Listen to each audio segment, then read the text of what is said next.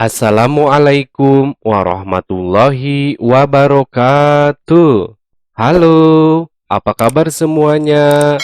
Semoga hari ini sehat semua ya. Sebelum belajar, mari kita berdoa bersama ya.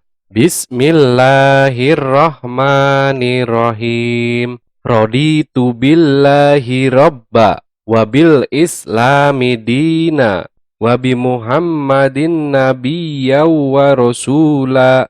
Rabbi jidni ilman warzuqni fahman. Ayo kita belajar bersama kembali di tema ke-8, keselamatan di rumah dan perjalanan. Subtema yang keempat, menjaga keselamatan di perjalanan. Nah, hari ini kita memasuki pembelajaran yang keenam. Pembelajaran ini merupakan pembelajaran yang terakhir di buku yang ke-8 ya. Pada bagian ini kita akan mengamati dan mencari informasi berkaitan dengan bencana banjir. Di Indonesia, musim hujan telah tiba. Hujan turun setiap hari. Hujan telah mengguyur 1 bulan lamanya. Banjir melanda pemukiman warga sekitar. Banyak warga yang terpaksa mengungsi ke tempat yang lebih aman. Kita lanjutkan ke ayo mengamati. Amatilah gambar berikut dengan teliti. Nah, pada bagian gambar ilustrasi ini, terlihat warga sedang mengungsi karena kebanjiran ya. Kita lanjutkan lagi ke halaman berikutnya. Sebutkan apa saja kegiatan warga pada gambar di atas. Nah, gambar di atas menceritakan tentang warga yang sedang mengungsi akibat kebanjiran ke tempat yang aman. Pertanyaan berikutnya, apakah tindakan mereka sudah benar? Tindakan warga sudah benar, karena untuk menghindari bencana banjir. Kita lanjutkan ke ayo berlatih. Bacalah pertanyaan berikut dengan nyaring. Kemudian, jawablah pertanyaan dengan benar. Kita lihat pertanyaan nomor 1. Apa saja yang kamu lakukan jika terjadi banjir di sekitarmu? Kita harus mengungsi ke tempat yang aman dan menyelamatkan barang berharga. Kemudian nomor 2. Mengapa bisa terjadi banjir? Jelaskan pendapatmu. Banjir terjadi akibat faktor manusia dan alam. Jika membuang sampah sembarangan akan terjadi banjir. Kemudian kalau faktor alam, jika hujan terus-menerus juga bisa mengakibatkan banjir. Kita lanjutkan ke nomor 3. Kapan biasanya sering terjadi banjir? Banjir terjadi pada saat musim hujan berlangsung. Kemudian nomor 4. Siapa saja yang bertanggung jawab jika terjadi banjir? Yang bertanggung jawab yaitu semua warga masyarakat. Harus ada kerjasama antara pemerintah dan masyarakatnya. Kemudian nomor 5. Bagaimana cara mencegah agar tidak terjadi banjir? Tidak membuang sampah sembarangan, melakukan penghijauan hutan, dan melakukan normalisasi sungai. Kemudian nomor 6, di mana saja kamu pernah melihat banjir? Banjir biasanya terjadi pada aliran sungai, kemudian di pemukiman warga, dan dataran rendah yang lainnya ya. Nah, inilah jawaban-jawaban menurut Abi. Jika kalian memiliki jawaban-jawaban yang lain, boleh ditambahkan di sini ya. Kita lanjutkan lagi ke ayo mengamati. Perhatikan kembali kalimat-kalimat di atas. Kalimat-kalimat di atas merupakan contoh kalimat tanya. Kita lanjutkan lagi ke halaman berikutnya. Kalimat tanya selalu dibubuhkan tanda tanya seperti ini di akhir kalimat. Kalimat tanya dapat diawali dengan menggunakan kata tanya. Kita dapat menggunakan kata tanya apa, siapa, mengapa, kapan, di mana, dan bagaimana ketika bertanya. Kita lanjutkan ke ayo berlatih. Susunlah kata-kata berikut menjadi kalimat tanya yang utuh. Nomor 1, di sini sudah ada susunan kata yang acak ya. Ada kata banjir, apa, penyebab, kemudian di sini ada tanda tanya. Nah, setelah dibetulkan menjadi kalimat tanya seperti ini. Apa penyebab banjir? Kemudian nomor 2, kalimat yang betul menjadi mengapa kita perlu mengungsi jika terjadi banjir. Kita lanjutkan ke nomor 3, bagaimana cara menanggulangi banjir? Nah, ini kalimat tanya yang sudah betul ya. Kita lanjutkan lagi ke halaman berikutnya. Nomor 4, siapa yang membantu korban banjir? Dan yang nomor 5, kapan kita harus mengungsi? Kita lanjutkan ke ayo mengamati. Hujan mengguyur Indonesia 1 bulan lamanya. Masih ingatkah kamu berapa hari dalam 1 bulan? Berapa minggu dalam 1 bulan? Nah, pada bagian ini kita akan mempelajari bagaimana caranya mengkonversi satuan waktu. Kita lihat di sini ada Edo yang sedang melihat kalender. Aku ingat, 1 minggu sama dengan 7 hari. 1 bulan sama dengan 30 hari. Atau 1 bulan sama dengan 4 minggu. 1 tahun sama dengan 12 bulan. Jadi, hujan telah mengguyur Indonesia selama 4 minggu. Kita lanjutkan lagi ke halaman berikutnya. Ayo berlatih. Jawablah soal-soal berikut dengan benar.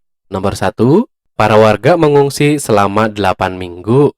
Berapa hari para warga mengungsi? Nah, untuk menjawabnya berarti 8 minggu dikali 7. Jadi sama dengan 56 hari. Pertanyaan yang kedua, berapa bulan pula warga mengungsi? 8 dibagi 4 sama dengan 2 bulan. Kita lanjutkan ke nomor 2. Tanggap darurat bencana ditetapkan selama 16 minggu. Berapa hari ketetapan tanggap darurat bencana? Nah, untuk menjawabnya berarti 16 dikali 7 sama dengan 112 hari. Mengapa dikali 7? Karena 1 minggunya itu sama dengan 7 hari. Kita lanjutkan ke pertanyaan yang kedua. Berapa bulan pula ditetapkan tanggap darurat bencana?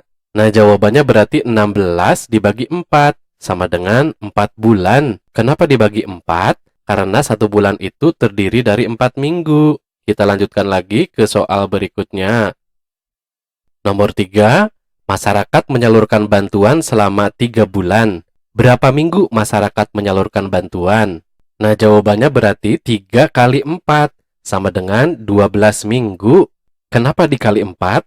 Karena 1 bulan itu terdiri dari 4 minggu. Kita lanjutkan ke soal nomor 4. Pemukiman warga baru benar-benar bersih setelah 6 bulan. Berapa minggu lama warga membersihkan pemukiman? Nah, jawabannya berarti 6 dikali 4 sama dengan 24 minggu. Kenapa dikali 4? Karena 1 bulan itu terdiri dari 4 minggu. Kita lanjutkan ke soal berikutnya. Berapa hari pula lama warga membersihkan pemukiman? Jawabannya berarti 24 minggu dikali 7 sama dengan 168 hari. Kenapa dikali 7? Karena 1 minggunya terdiri dari 7 hari. Kita lanjutkan ke soal nomor 5. Posko bantuan dibuka selama 150 hari. Berapa bulan posko bantuan dibuka? Jawabannya berarti 150 hari dibagi 30 sama dengan 5 bulan. Kenapa dibagi 30? Karena 1 bulannya itu rata-rata 30 hari. Nah, sekarang coba isikan jawabanmu pada gambar berikut. Nomor 1, 8 minggu itu sama dengan 56 hari. Kemudian 8 minggu itu sama dengan 2 bulan. Kita lanjutkan ke nomor 2. 16 minggu itu sama dengan 112 hari, atau 16 minggu itu sama dengan 4 bulan. Kita lanjutkan ke soal nomor 3. 3 bulan sama dengan 12 minggu. Nomor 4. 6 bulan itu sama dengan 24 minggu, atau 6 bulan itu sama dengan 168 hari. Dan yang terakhir nomor 5. 150 hari itu sama dengan 5 bulan. Kita lanjutkan lagi ke halaman berikutnya. Ayo mengamati. Pada bagian ini kita akan mempelajari kegiatan yang mencerminkan persatuan dalam keberagaman. Coba amati dan bandingkan gambar-gambar berikut. Kita lihat gambar yang pertama ini sedang membawa barang sendirian. Kemudian gambar berikutnya ini sedang bersama-sama bekerja bakti membersihkan sungai. Kemudian gambar berikutnya di sini sedang mengungsi akibat banjir ya, bergotong royong menyelamatkan diri bersama-sama. Kemudian gambar yang berikutnya ini sedang membersihkan lumpur akibat banjir sendirian. Nah, apa makna dari gambar yang kamu amati di atas? Nah, maknanya walaupun kita berbeda, harus bersama-sama dalam suka dan duka. Kemudian gambar manakah yang menunjukkan persatuan? Nah, gambar yang menunjukkan persatuan berarti yang ini ya. Kemudian gambar yang ini juga. Yang ini tidak dan yang ini juga tidak. Kita lanjutkan lagi ke bagian yang berikutnya. Walaupun berbeda-beda, kita harus hidup bersatu. Hidup bersatu banyak manfaatnya. Dengan bersatu, pekerjaan akan cepat selesai. Kita lanjutkan lagi ke halaman berikutnya. Selain itu, pekerjaan yang berat juga akan menjadi ringan. Kita harus membiasakan hidup bersatu dalam kehidupan. Kita lanjutkan, ayo berdiskusi. Tahukah kamu akibat jika kita hidup tidak bersatu? Coba diskusikan dengan temanmu. Tuliskan hasilnya pada tabel berikut. Nah, di sini sudah ada contohnya ya. Akibat jika hidup tidak bersatu, nomor satu di sini pekerjaan akan lama selesai. Yang kedua, hidup jadi tidak tenang dan nyaman. Kemudian nomor tiga, akan menimbulkan perpecahan. Nomor empat, merugikan diri sendiri. Nomor lima, hidup menjadi beban. Kemudian yang terakhir nomor enam, tidak bisa menghidupi diri sendiri. Nah, inilah pendapat Abi ya. Silahkan kalau kalian memiliki jawaban sendiri, akibat jika hidup tidak bersatu, silahkan boleh ditambahkan lagi. Kita lanjutkan ke ayo mencoba. Lakukan kegiatan dengan mengikuti petunjuk berikut. Yang pertama, bagilah temanmu ke dalam beberapa kelompok. Kita lanjutkan lagi ke halaman berikutnya. Peragakan kegiatan berikut dengan kelompokmu. Dan lakukan tanpa menggunakan benda. Nah, silakan nanti lakukan ya, seolah-olah mendorong mobil, kemudian seolah-olah mengangkat meja, kemudian seolah-olah tarik tambang. Lakukan kegiatan ini dengan ekspresi yang sesuai ya. Nah, untuk kegiatan bersama dengan orang tua membimbing anak membiasakan hidup bersatu di rumah dan lingkungan sekitar, sehingga jiwa sosial anak semakin baik. Sebelum diakhiri, mari kita berdoa bersama. Bismillahirrahmanirrahim. Allahumma inni istaudiuka ma'alam tanihi fardudhu ilayya inda hajati wala tansanihi ya rabbal alamin. Semoga bermanfaat. Terima kasih. Wassalamualaikum warahmatullahi wabarakatuh.